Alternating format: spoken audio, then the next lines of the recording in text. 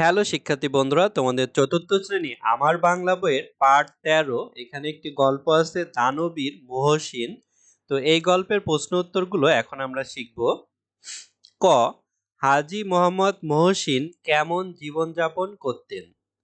উত্তর, হাজী মোহাম্মদ মহসিন ধর্মপ্রাণ ছিলেন। তিনি খুব সাধারণ জীবনযাপন করতেন। তিনি তার সম্পত্তি মানুষ ও সমাজের কল্যাণে সবাইকে দান করতেন। দানশীলতার জন্য তিনি বিখ্যাত হন। খ, হাজী মোহাম্মদ মহসিনের ঘুম ভেঙে গিয়েছিল কেন? উত্তর, গভীর রাতে চারদিক নীরব ছিল। হাজী মোহাম্মদ মহসিন ঘুমাচ্ছিলেন। শেষ রাতের দিকে হঠাৎ খুটখাট শব্দ হয়। সেই খুটখাট শব্দ শুনে হাজী মোহাম্মদ মহসিনের ঘুম ভেঙে যায়। গ, চুরি করতে আসা লোকটিকে হাজী মহসিন কি পরামর্শ দিলেন?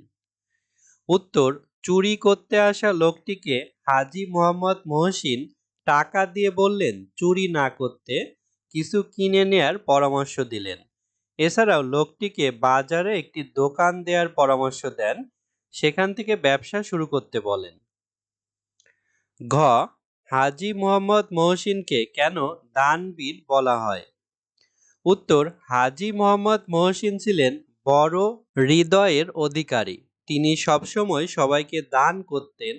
এ কারণে হাজী মোহাম্মদ মহসিনকে দানবীর বলা হয়। দানশীলতার জন্য তিনি বিখ্যাত হন। উমো, মহসিন সত্যিকারের মহৎ, এ কথা দিয়ে কি বোঝানো হয়েছে? উত্তর, মহসিন সত্যিকারের মহৎ কথাটির মাধ্যমে হাজী মোহাম্মদ মহসিনের মহানুভবতার পরিচয় পাওয়া যায়।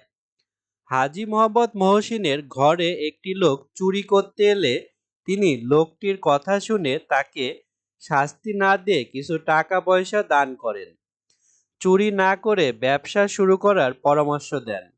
চোরকে শাস্তি না দিয়ে অর্থ উপার্জনের ব্যবস্থা করে দেওয়ার মাধ্যমে হাজী মোহাম্মদ মহসিনের সত্যিকারের মহৎ হৃদয়ের প্রকাশ ঘটেছে।